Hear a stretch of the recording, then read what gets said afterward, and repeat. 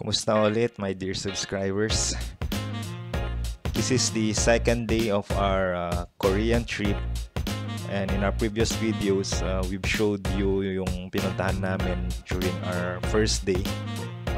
Pinuntahan namin yung Gyeongbokgung Palace, and in the afternoon, nagpunta kaming Namsan Tower, and then during the evening, night street market kami dun sa Myeongdong area. And the next day, ito na nga, ang binook namin na tour is papuntang Nami Island and yung Italian village and Le Petit France village. So at this point, hinahanap namin kung saan yung bus station, kasi yung meeting point namin for our bus papunta na dun muna sa Italian village and Le Petit France village is itong bus station na to, malapit sa Myeongdong.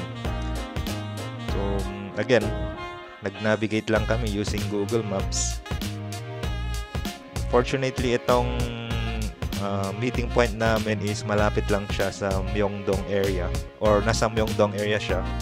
So walkable lang siya from our hotel, Days Hotel dun sa Myeongdong din. So nilakad lang namin roughly around 10 to 15 minutes walk. And ito nga, napadpad kami, and wala kasi masyadong direction or mga signage. So nag-rely lang kami sa Google Maps, and nagtanong-tanong din kami sa mga locals, and tinuro naman nila ito, and dito rin kami sa building. Apparently yung bus station nila is nasa parang basement. So nag-elevator kami from the park kanina pababa dun sa bus parking lot na located sa basement 1 ng building na ito.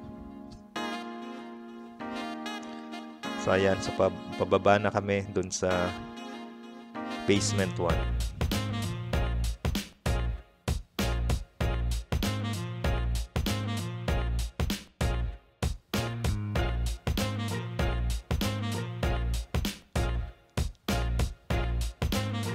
So ayan, so pababa na kami sa basement 1 para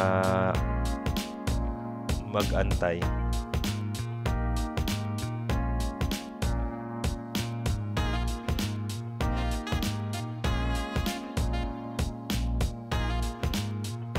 So our itinerary for today, sa umaga is pupunta kami sa Le Petit France na village and Italian village sa umaga, and then after nyan magla-lunch kami sa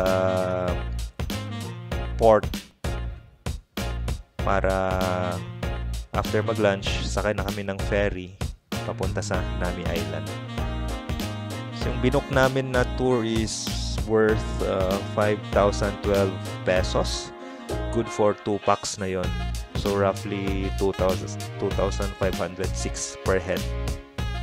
And kasama na doon yung transportation na bus going to and from the Italian village and Le Petit France village. And kasama na din doon yung entrance fee sa mga villages na yon. And kasama na din yung ferry papuntang Nami Island, and entrance fee doon. Entrance fee din sa Nami Island mismo. So, yung call time namin is around 8 AM. And kami yung kami yung pinakauna dun sa tour group namin. So, ito yung bus station nila. Very comfortable, aircon, and maayos itong mga bus terminal nila.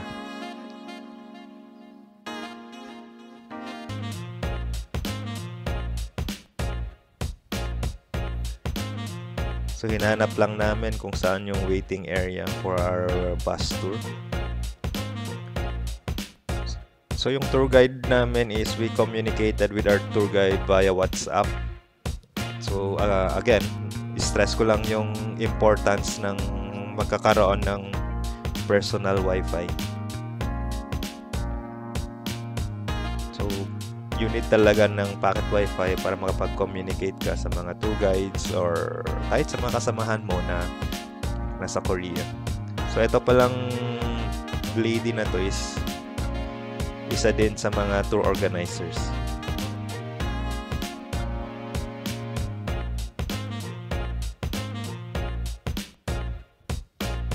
So ito yung waiting area nila. So antayin din namin yung kasamahan namin na nag-tour.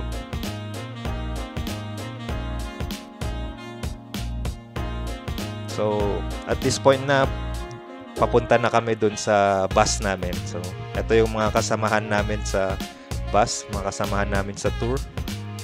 So halo-halo din yung mga nationalities. May mga Filipinos, may mga Europeans.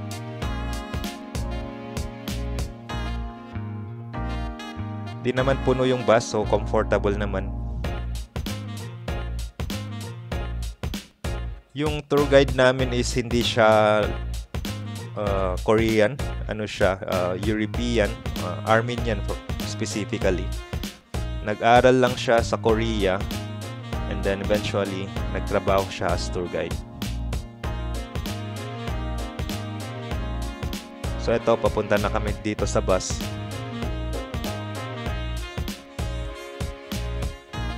Etong meeting area na to, this is the first of 2 meeting areas kasi after nito may dadaanan pa kami sa Dongdaemun Cultural Center ng mga kasama din sa tour. So dadaanan namin sila, then afterwards diretso na kami sa Petit France at saka sa Italian Village.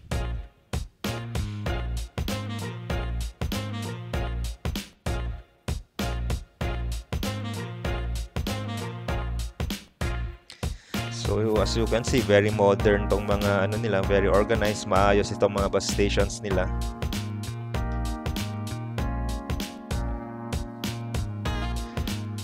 And parang field trip lang yung feeling kasi yung tour guide namin may dala-dalang flag.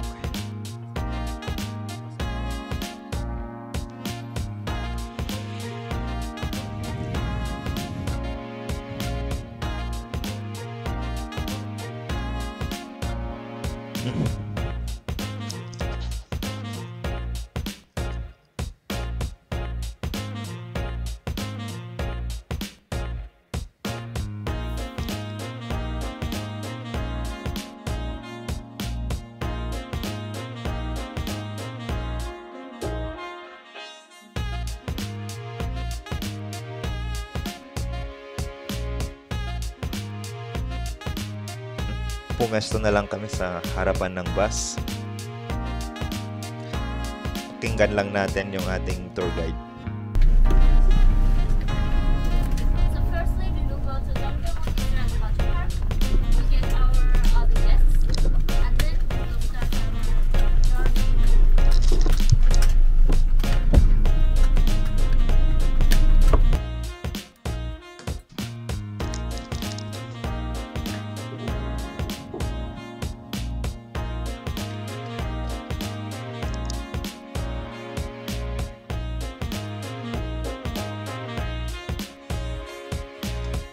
So ito na, paalis na kami pero dadaanan muna namin yung ibang guests sa Dongdaemun.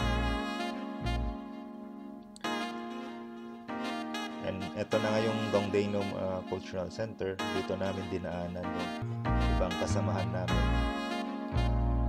dito sa tour na to. And ito, papunta na kami sa Petit France Village and Italian Village.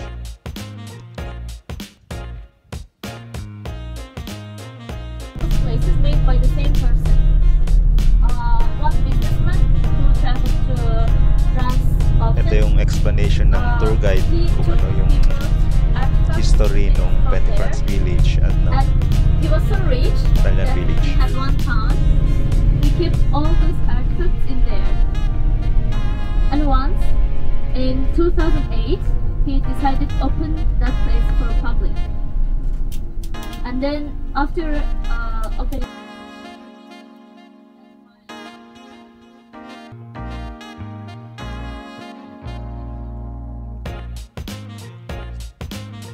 So ito yung mga views na madadaanan ninyo papunta sa Petit France Village and Italian Village.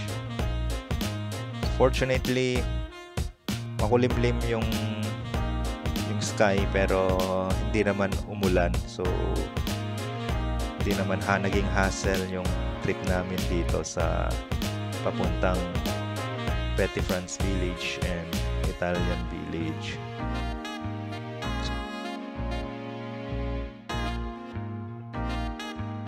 So sa aming susunod na video, ipapakita namin yung walking tour namin sa Petit France and sa Italian Village. So if you are not yet subscribed to our channel, please hit the subscribe button para updated kayo lagi every time na meron kaming bagong i-upload na videos.